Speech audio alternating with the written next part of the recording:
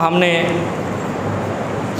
الناس کا صلاۃ علی المنافقین صلاۃ العشاء و صلاۃ الفجر، منافقوں پر عشاء اور فجر بڑی بھاری ہے۔ ہم تو 90% گئے۔ فجر میں پونی صف نہیں ہوتی، ظہر میں 1.5-2 صف ہوتی، باقی نمازوں کا تو ہے ہی ہے، تو ہم کہاں گئے؟ اور فجر ہم نے کیا سوچ رکھا ہے؟ صرف بابو نے پڑھنی ہے، بوڑھوں نے پڑھنی، جوانوں پہ ہے ہی نہیں۔ ایسے ہی کتنی بڑی افسوس کی بات ہے کہ اللہ کے حبیب کہتے ہیں منافق پر عشاء اور فجر بھاری ہے، اور ہم فجر میں غائب ہیں۔ تو ہم کن میں ہو گئے؟ 40 دن تو ابھی آنے ہیں، وہ تو شروع کرنا ہے نیت کر کے۔ ہم سارے نیت کر کے نا، ہم وہ شمالی علاقہ جات گھومنے چلے جاتے ہیں، پروگرام بنا کے ہم کہاں کہاں چلے جاتے ہیں، لیکن گھر بیٹھے ہوئے 40 دن کی یہ ارادہ کر کے، نیت مصمم کر کے 40 دن تکبیرہ اولیٰ نہیں پا سکتے، اس لیے کہ یہ اتنا آسان نہیں ہے، یہ مشکل ہے۔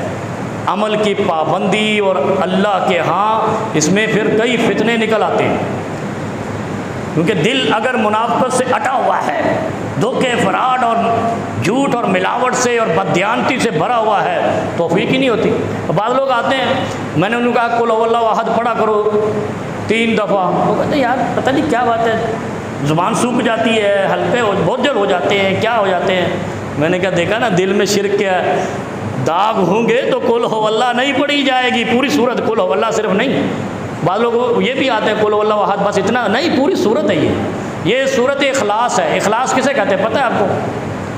یہ کپڑے دھوتے ہیں آپ، یہ واشنگ مشین میں سرف ڈالتے ہیں، سب سے بڑھیا قسم کی سرف لے کے واشنگ مشین میں ڈالتے ہیں، پھر گندے کپڑے ڈالتے ہیں، اور پھر وہ کیا نتیجہ نکلتا ہے؟ گھومتا ہے، خلاصی ہو جاتی ہے میل سے، میل کچیل سے خلاصی ہو جاتی ہے۔ عرب ویسے کہتے ہیں جب جان چھڑانی ہے نا خلاص، عربوں میں جاؤ نا تو کہتے ہیں، عموماً جملہ شرطے بھی کہتے ہیں خلاص یلا رو، خلاص یلا رو کا مطلب پتہ کیا ہے؟ چھوڑ یار جاؤ اب تم جاؤ، وہ کہتے ہیں یلا رو۔ عرب آپ جاتے ہو گے، اللہ کرے سب عمرے پہ جائیں، حج پہ جائیں، تو آپ کو روڈ پہ ملیں گے، آپ سے تھوڑی سی بات کریں گے تو وہ کہیں گے خلاص یلا رو، جاؤ ابھی بس چھوڑو جاؤ۔ تو یہ کیا مطلب ہے اخلاص کا؟ شرک کو چھوڑنے کا دوائی ہے۔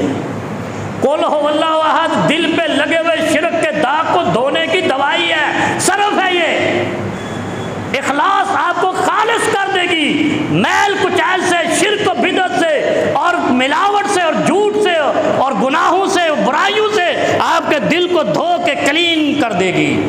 سورہ اخلاص قل هو اللہ احد اللہ الصمد لم یلد ولم یولد ولم یکن لہ کفوا احد۔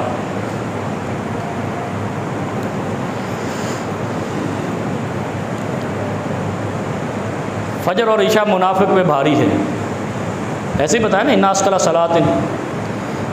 اب فجر اور عصر، یعنی فجر نتی رہے گی، فجر سے جان نہیں چھوٹے گی مومن کی۔ فجر ہی تو وہ نماز ہے جو تیرے دن کی روزی کی بابرکات بنائے گی۔ 11 بجے اٹھ کر برکت نہیں آتی، نحوست آتی ہے، فجر میں اٹھنے سے برکت آتی ہے، اس لیے کہ ان فی السحور برکہ، اللہ نے فجر میں اٹھنے میں برکت رکھی ہے۔ ہم سارے کام کر لیں گے، فجر میں اٹھ نہیں سکتے۔ نبی علیہ السلام نے فرمایا لن یلج النار، وہ روح یا وہ جسم جہنم اس کو چھوئے گی نہیں۔ لن یلج النار احد، بڑی اہم بات ہے، ذرا غور کرنا پھر بات ختم کرتے ہیں۔ لن یلج النار احد صلی قبل طلوع الشمس وقبل غروبہ، بس جس نے غروب سے پہلے والی نماز جماعت کے ساتھ، یہ ذہن میں رکھو۔ اچھا یہ جو احادیث آتی ہیں نا، اکیلے نماز کی نہیں آتی، یہ تو ہماری پکھراٹیں ہیں۔ جو احادیث نبوی ہیں وہ صرف جماعت کا تاثر تھا، اکیلے کا تو تاثر ہی نہیں ہے، یہ تو تم نے بنا رکھا ہے۔ اس لیے تو ایک مسجد میں سینکڑوں بار جماعت ہوتی ہے۔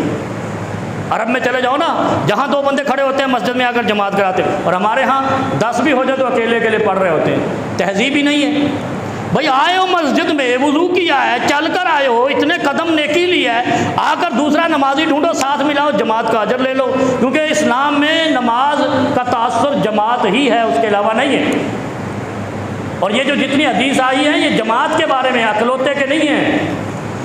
فرمایا لن یلج النار احد صلی قبل طلوع الشمس قبل غروبہ، جس نے طلوع شمس سے پہلے، سورج کے طلوع سے پہلے والی نماز، فجر کی نماز اور غروب سے پہلے عصر کی نماز جماعت کے ساتھ پڑھی، اس کو جہنم کی آگ نہیں چھوئے گی۔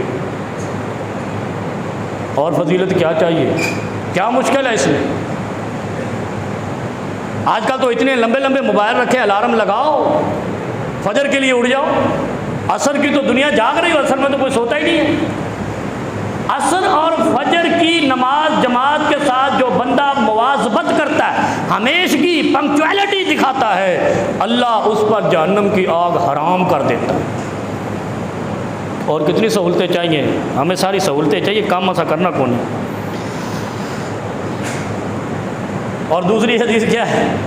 جس نے عشاء کی نماز جماعت کے ساتھ پڑھی، گویا کہ اس نے آدھی رات کی عبادت کا اجر لے لیا، اور جس نے فجر کی نماز جماعت کے ساتھ پڑھی، گویا اس نے ساری رات نماز کا اجر لے لیا۔